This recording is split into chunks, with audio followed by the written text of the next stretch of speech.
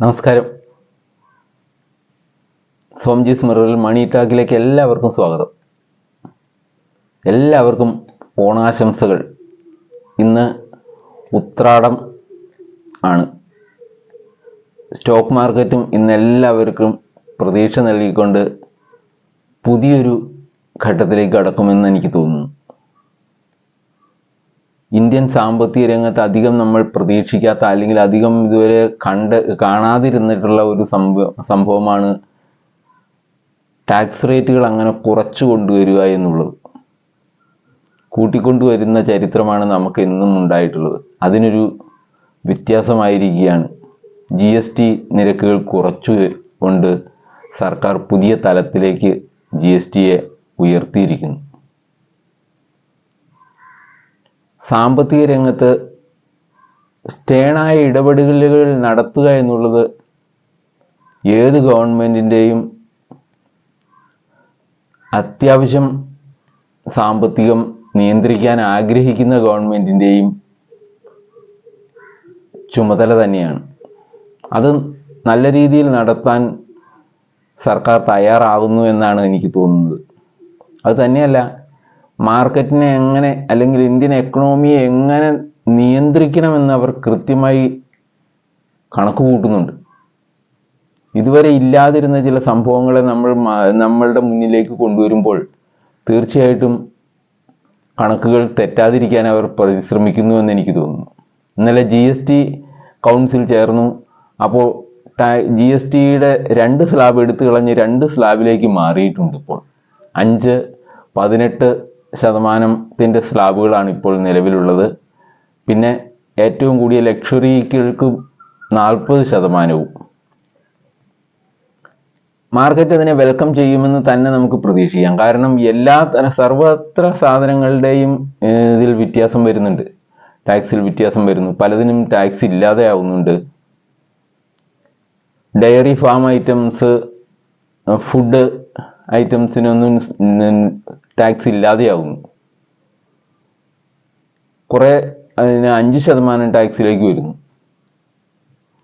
28% ഉണ്ടായിരുന്ന tax പലതിൻ്റെ cement, വണ്ടികൾ, ഇതിനൊക്കെ 18% മാറുന്നു.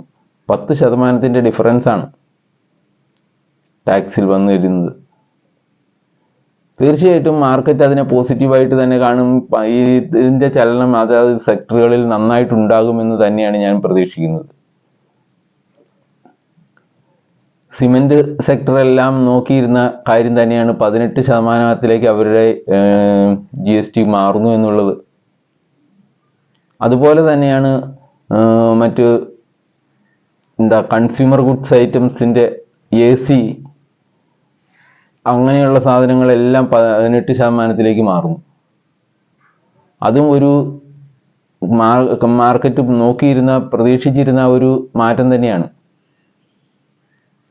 അങ്ങനെ അത്തരം മേഖലകളെല്ലാം തന്നെ സ്പർശിക്കുന്ന രീതിയിലായിട്ടുണ്ട് യഥാർത്ഥത്തിൽ ഈ GST പരിഷ്കരണം. അതുകൊണ്ട് തന്നെ അത് മാർക്കറ്റിനെ ഉത്തേജിപ്പിക്കുമെന്നുള്ളതിന് സംശയമില്ല.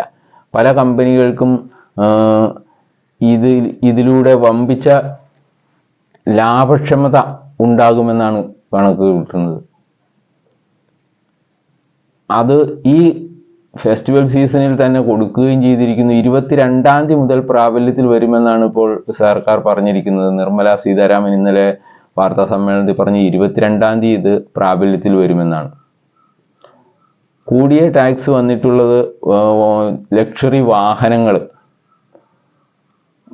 പിന്നെ പുകയില ഉൽപ്പന്നങ്ങൾ, ബിവറേജസ് അല്ലാതെ മറ്റു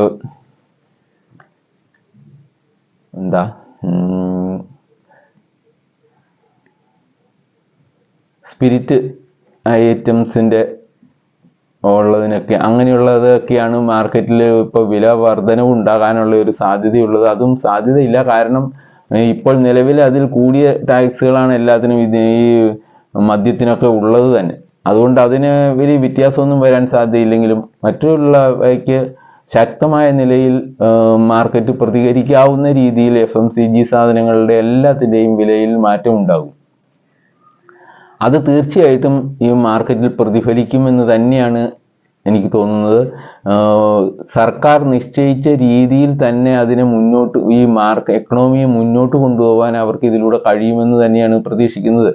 ആഭ്യന്തര ഉൽപാദനം കൂടുന്നതിന് മാത്രമല്ല, അതിൻ്റെ ഉപഭോഗത്തെ നല്ല രീതിയിൽ നിയന്ത്രിച്ച് നമ്മളുടെ ഇന്റേണൽ എക്കണോമി ശക്തമാക്കാൻ ഇത് ഉപകരിക്കും. അതിലൂടെ അവർ ലക്ഷ്യമിടുന്നത് GDP-യിൽ ഈ കയറ്റുമതി കോലാഹലങ്ങൾ കൊണ്ട് ഒക്കെ വന്നു ചേരുന്ന ആ കുറവ് നികത്താനാകുമോ എന്നാണ് അവർ നോക്കുന്നത്. GDP-യുടെ 1% വ്യത്യാസം ഉണ്ടാകുമെന്നാണ് ട്രംപിന്റെ ടാരിഫിൽ കൊണ്ട് വ്യത്യാസമുണ്ടാകുമെന്ന് പറയുന്നു. ആ 1% ഇതുകൊണ്ട് കവർ ചെയ്ത് കയറിപ്പോകാൻ പറ്റുമോ എന്നാണ് നിർമ്മല സീതാരാമൻ പരിശ്രമിക്കുന്നത്. അതിനു വേണ്ടിയാണ്.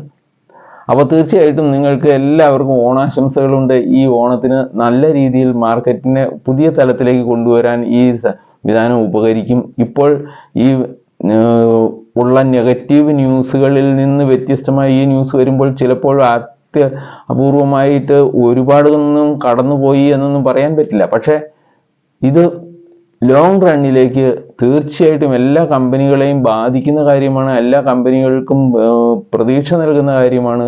അല്ലെങ്കിൽ എന്ത് നോക്കിക്കോ, അപ്പാരൽസ് ആയാലും ഏത് തരത്തിലുള്ള കമ്പനികളാണെങ്കിലും സിമെന്റ് സ്റ്റോക്കുകൾ ഇതൊക്കെ നല്ല രീതിയിൽ ലാഭക്ഷമതയിലേക്ക് വരുമെന്നുള്ളത് കൊണ്ടാണ് ഇതിന് ഇത്ര പ്രതീക്ഷ നൽകുന്നത്. ഈ രീതിയിൽ മാർക്കറ്റിനെ ഉത്തേജനം നൽകിയിട്ടുള്ള തീരുമാനങ്ങൾ വളരെ കുറച്ചാണ് ഉണ്ടായിട്ടുള്ളൂ. അതിലൊന്നായി മാറും ഈ തീരുമാനം എന്നുള്ളതിന് സംശയമില്ല. എക്കണോമി ചലിക്കാൻ തുടങ്ങുന്നു, നല്ല രീതിയിൽ ചലിക്കാൻ തുടങ്ങുന്നു. അപ്പോൾ തീർച്ചയായിട്ടും നിങ്ങൾക്കും അതിൽ ഭാഗഭാക്കാവാം. ഇത് തീർച്ചയായിട്ടും ഒരു ഓണ സമ്മാനം എന്ന നിലയിൽ നമ്മൾ വിപണി ആഘോഷിക്കുമെന്നുള്ളതിന് സംശയമില്ല. അപ്പോൾ എല്ലാവരും ശ്രദ്ധിക്കുക.